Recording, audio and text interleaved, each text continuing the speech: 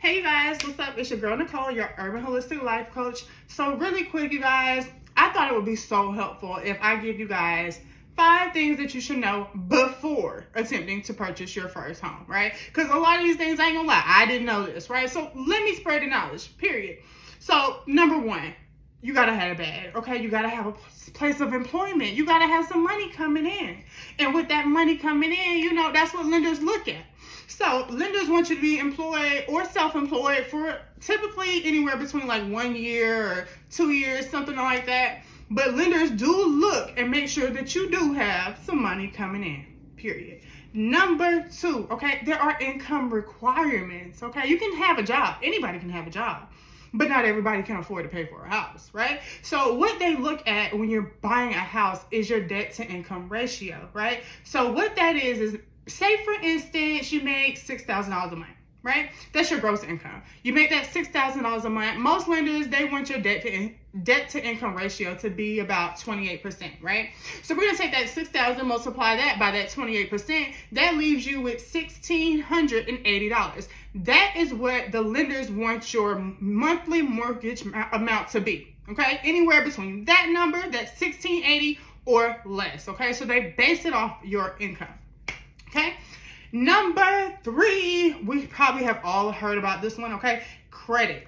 Okay, credit is so important when you are purchasing a home, okay? Most lenders, they do, I'm not gonna say most, okay? Some lenders, they will let you slide with like a credit score of like 540 or something like that. And that's typically on the lower end. But once you start raising your credit, get your credit up, okay, that's when those interest rates will drop, okay? And then lenders will wanna kind of mess with you a little bit more. They wanna, they want to fuck with you a little bit more, period. Right? Because they know that you have good credit. You know, it's like you can keep your word. It's credit, right? Number 4, okay, your assets. Okay, basically, what do you have for a down payment? Okay, we got this house for you. You can get this house, but what you gonna give us? Okay, because we can't just give it to you like for nothing unless your credit good, right? But that's another story. So say for instance, you were buying a house and they say, hey, what do you have for a down payment? They look at things like your stocks, your bonds, any other property that you may have. A lot of people typically just go in with the money, okay? When people go in for a down payment for a home, you typically want to have approximately 20% of the total purchase price as your down payment amount.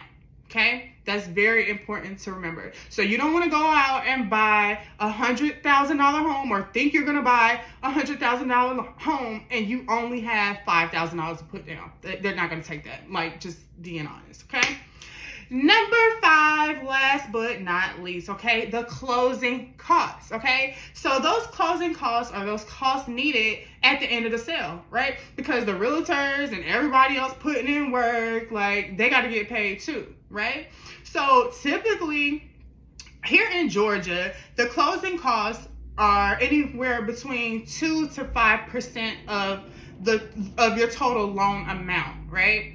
So it does vary from state to state, so keep that in mind. But you guys, these are 5 like very important things that all lenders look at when you are looking to purchase a home, right?